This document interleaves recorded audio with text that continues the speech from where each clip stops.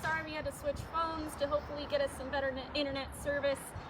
God love AT&T. We just had some difficulties with them just now. So let's get you started. We're here for irrigation season, getting started. Some of us have irrigations on already. Some of us are waiting for that irrigation to turn on.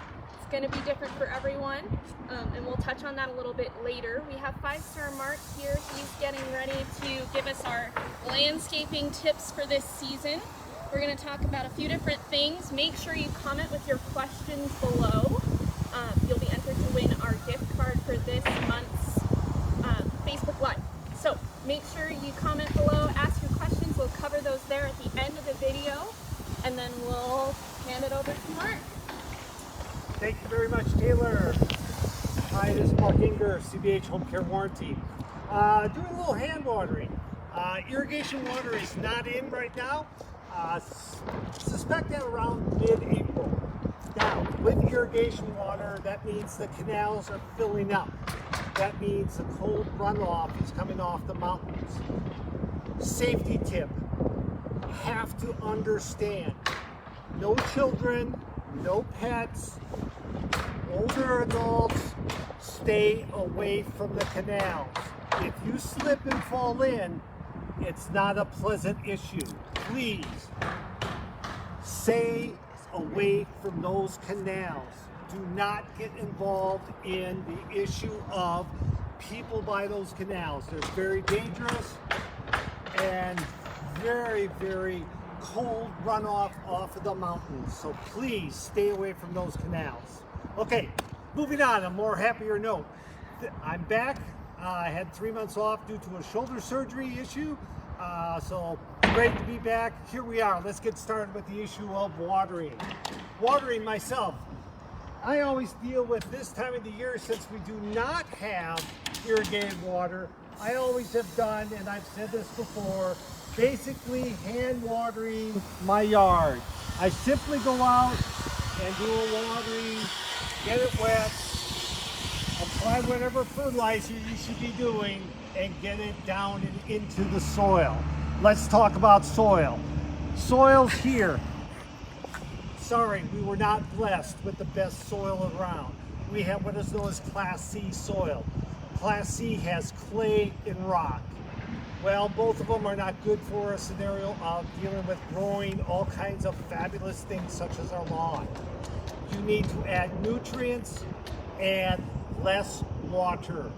Clay does not absorb water, and clay does not have nutrients. Please understand that. So let's take a look at the sod. Walk right with me, please.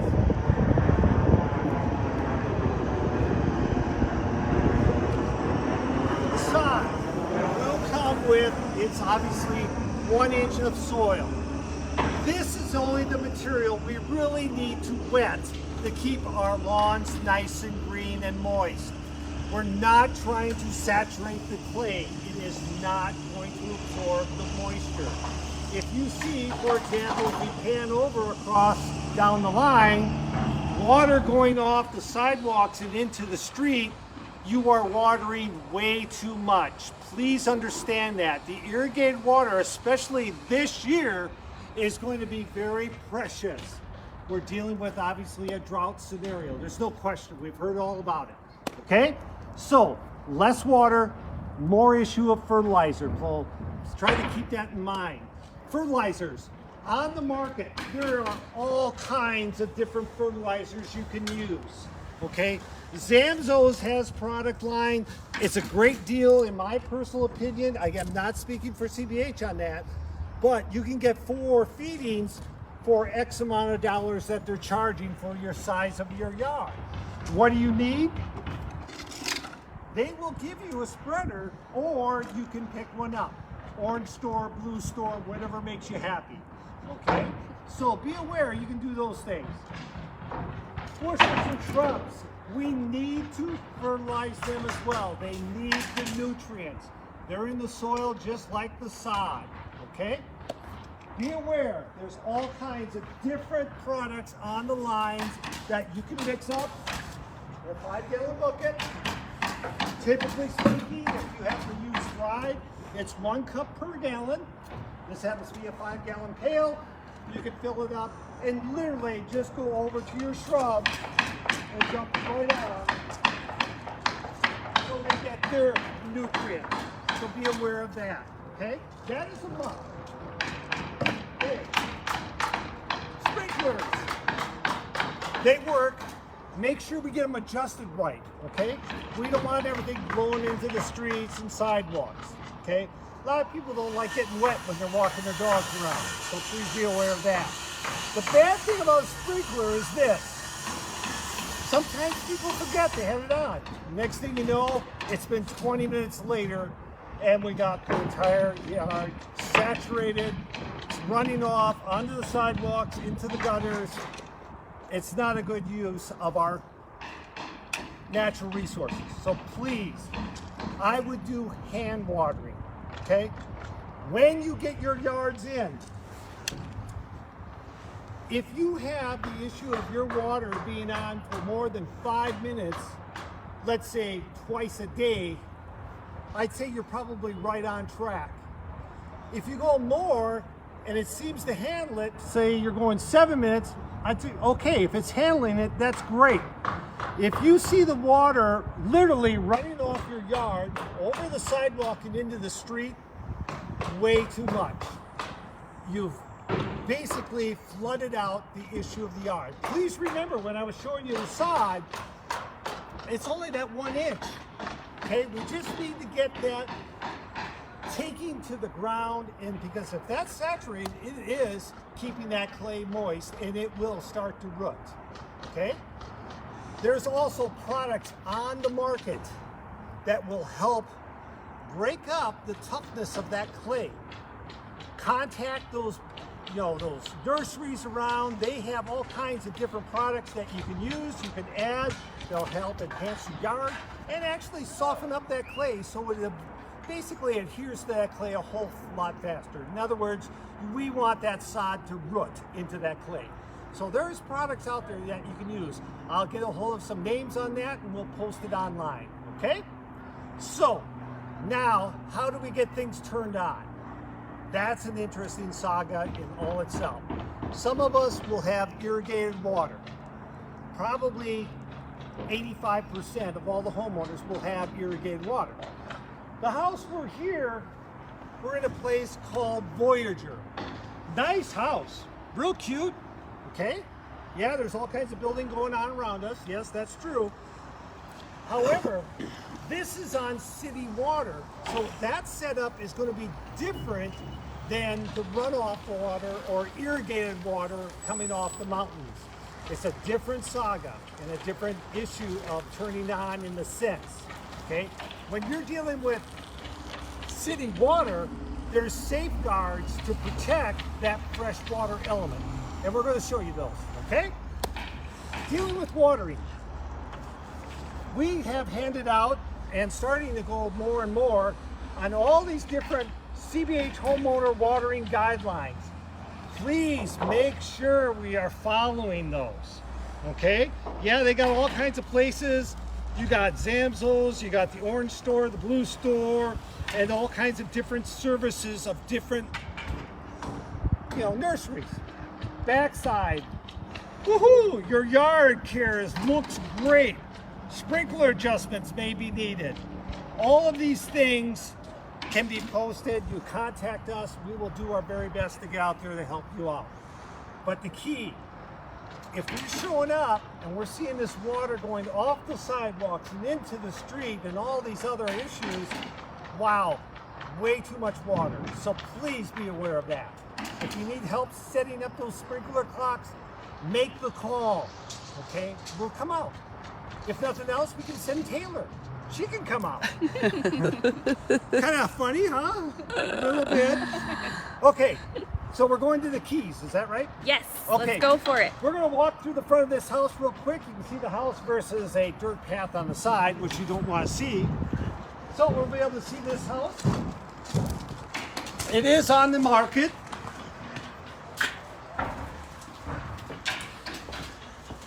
Nice little 3-bedroom home.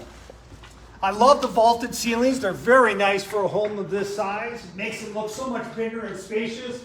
I mean, a great little kitchenette thing here. Well, it's a full kitchen, obviously, but it's a really nice home. No question about that. So we're going to scoot out the sliding glass door. We got the patio out here.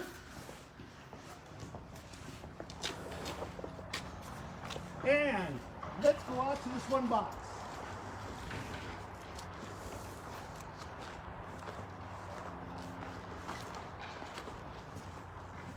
Somewhere in your backyard, either you're going to have a round box or you will have a rectangle one.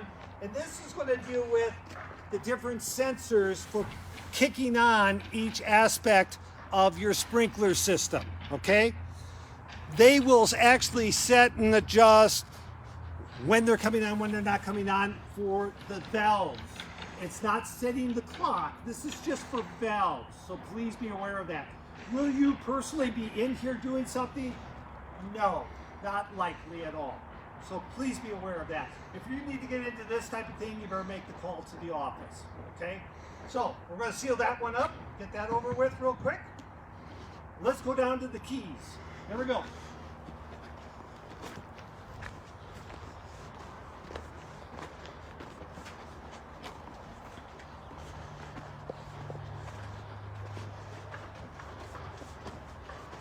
Okay, this hold-on valve, we'll say, or setup, is basically running off city water, meaning it needs to be tested for a backflow test.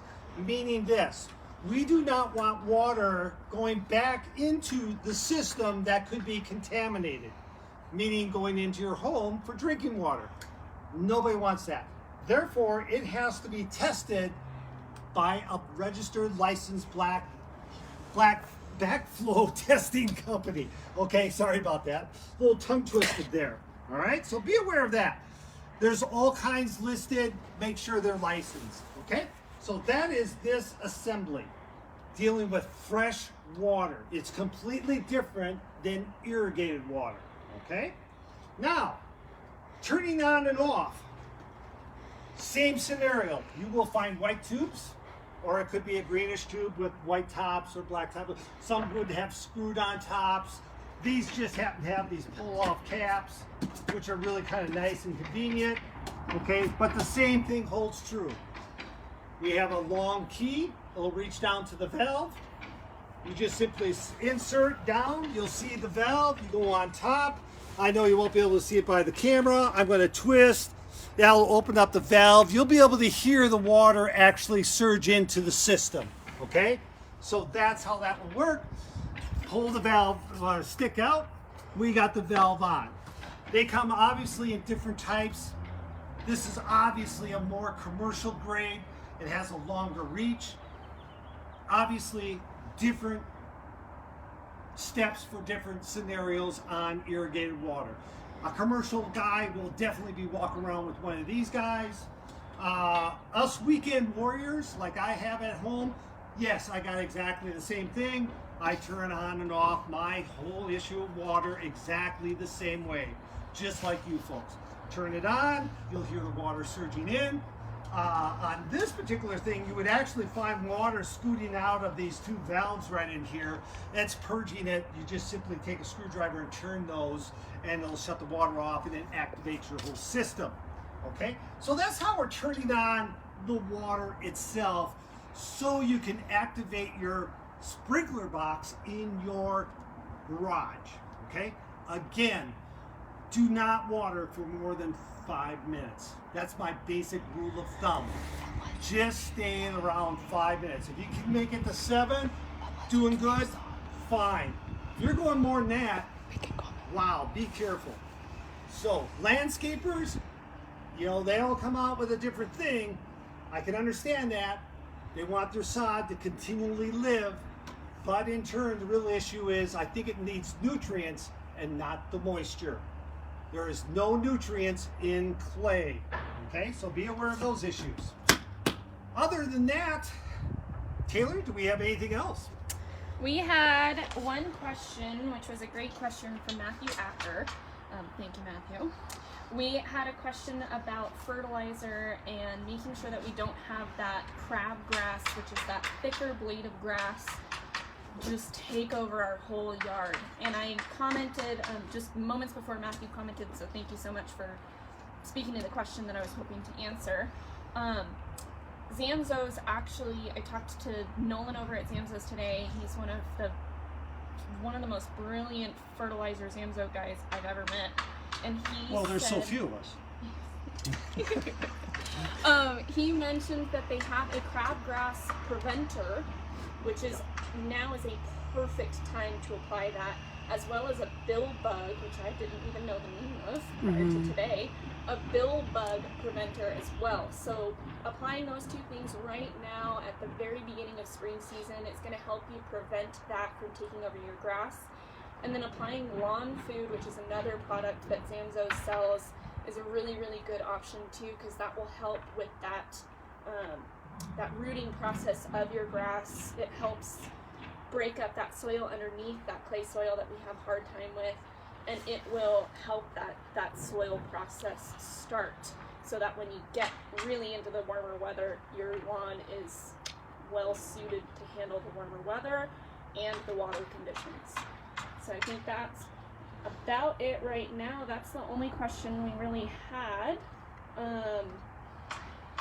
Yeah, I wanted to touch briefly on the watering times. I know once the sod has rooted and all of that has taken place, that 5 minutes is definitely our rule of thumb for twice a day, 5 minutes a day. That's in like the dead heat of summer. So that's why we call that the max. The one thing is that when your sod is brand new, you may have to pump that up just a little bit. You don't have to go wild and crazy. But for that beginning rooting process, you may have to water just a little bit extra until you can't pull up that grass anymore, until you can't tug on it and it pulls up the sheet.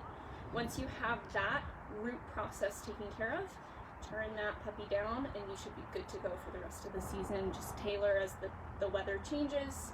Turn your sprinklers off when it's raining outside, since it's going to be doing its own sprinkler process just to save some of that water. And then reach out to your HOAs, because they're going to have the most information on when sprinklers are going to be turning on. It's going to be different for every neighborhood. The HOA is really going to be your really good resource for getting when the waters are going to be turned on to your neighborhood specifically.